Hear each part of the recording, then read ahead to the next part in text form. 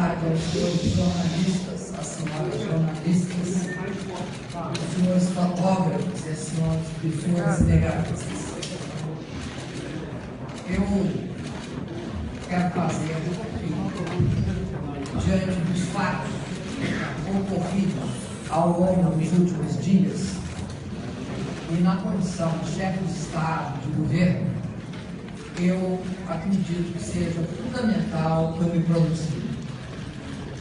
Em primeiro lugar, eu quero manifestar o meu mais absoluto inconformismo com o fato do ex-presidente Lula, Luiz Inácio Lula da Silva, que por várias vezes compareceu de forma voluntária para prestar esclarecimentos perante as autoridades competentes, seja agora submetido a uma desnecessária condução coercitiva para prestar mais um outro depoimento.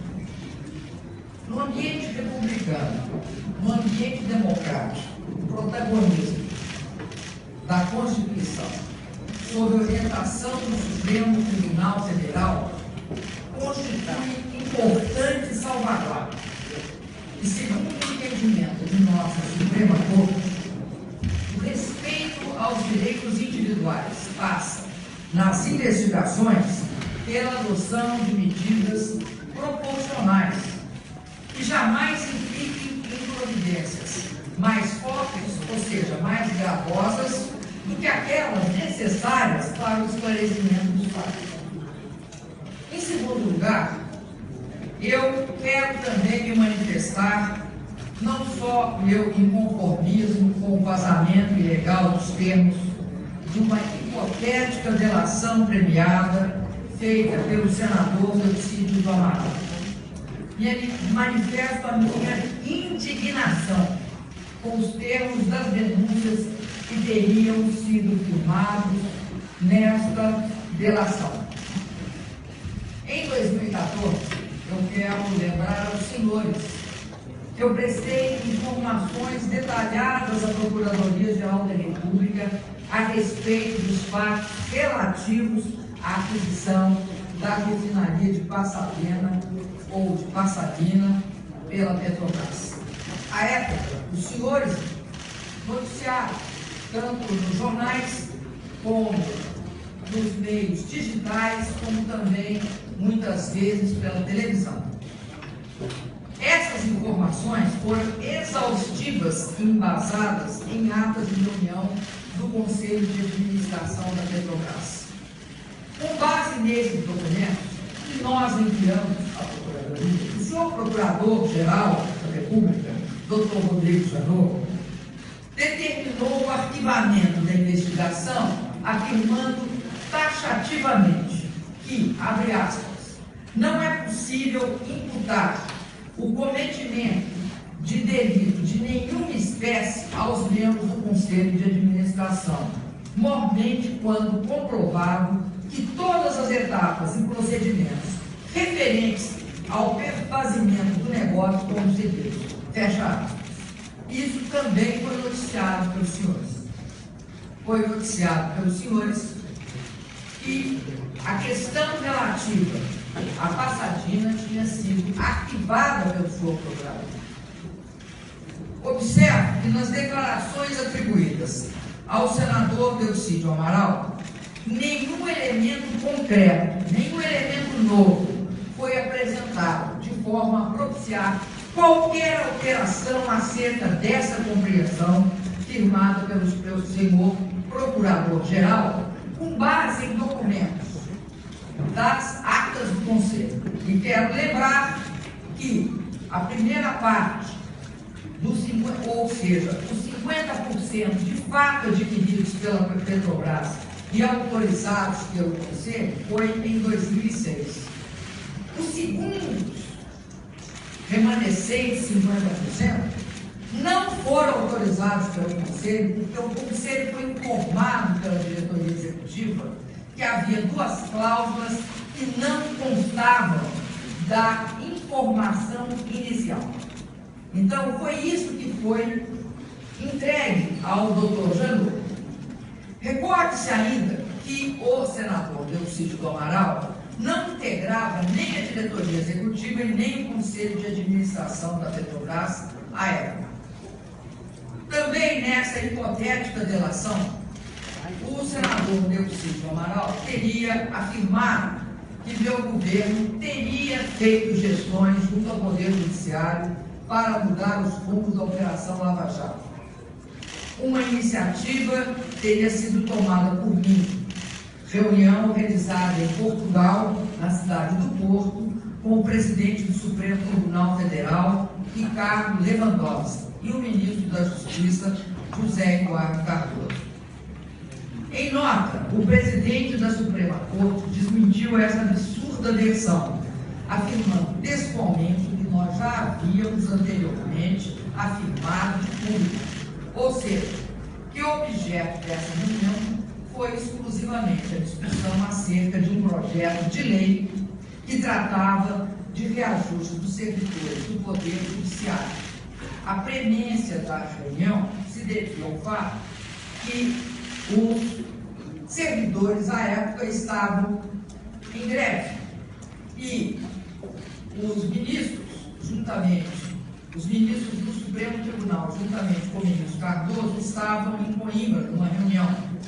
E eu estava indo para uma reunião também dos BRICS e parei em Porto, porque todas as vezes nós temos de fazer escala e eu escolhi Porto para poder conversar com o ministro Lewandowski.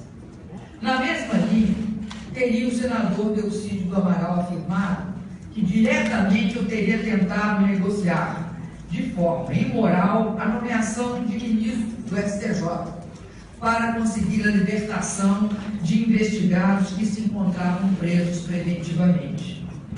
Eu quero declarar que jamais falei com o senador a esse respeito. Aliás, do ponto de vista institucional, não teria nenhuma razão de pedir a um senador para conversar com um juiz. Até porque não é o senador que participa dos processos de nomeação de ministros, nem do STJ, nem tampouco do Supremo. É importante destacar que eu nomeei 16 ministros do STJ e 5 ministros do Supremo. E que, na turma a qual ele se refere, tinha 3 ministros nomeados por mim. Um deles votou a favor, os outros 2 votaram contra. Então, é absolutamente subjetiva e insidiosa a fala do senador, se ela foi feita. Portanto, o ministro Marcelo Navarro, o presidente do STJ, Francisco Falcão, os desembargadores Newton Trissouro e Nelson Schaeffer negaram peremptoriamente a existência de quaisquer tratativas do governo a respeito. A afirmação atribuída ao senador, assim, restou claramente desmentida. Finalmente, também carece de qualquer credibilidade a afirmação de que o encerramento da CPI dos vinhos teria sido feita para beneficiar de alguma forma minha campanha presidencial. Essa afirmação não precisa de testemunhos para ser desmentida. Ela se desmente pela própria temporalidade, pelos os fatos, os dados, o tempo. A CPI dos vinhos teve início em 29 de junho de 2005 e foi encerrada em 20 de junho de 2006. Ou seja, ela foi aberta praticamente a uma semana da minha posse como ministra-chefe da Casa Civil e distante 4 anos da minha indicação à presidência da República. Sem dúvida, ninguém em 2006 tinha a possibilidade de supor que eu seria candidata à presidência da República e antever essa situação. É, portanto, descabida, é, portanto, absurda qualquer associação entre o encerramento desta CPI com a minha campanha eleitoral de 2010. Eu não só não antecipei o fim dessa CPI dos vinhos, como é um absurdo supor que, de alguma forma, eu, em 2006, sabia o que aconteceria em 2010. Acredito ser lamentável que ocorra ilegalmente o vazamento de uma hipotética delação premiada que, se chegou a ser feita, teve como motivo único a tentativa de atingir a minha pessoa e o meu governo. Provavelmente pelo desejo de vingança, pelo imoral e mesquinho desejo de vingança e de retaliação de quem não defendeu quem não poderia ser defendido pelos atos do brasileiro. Muito obrigado.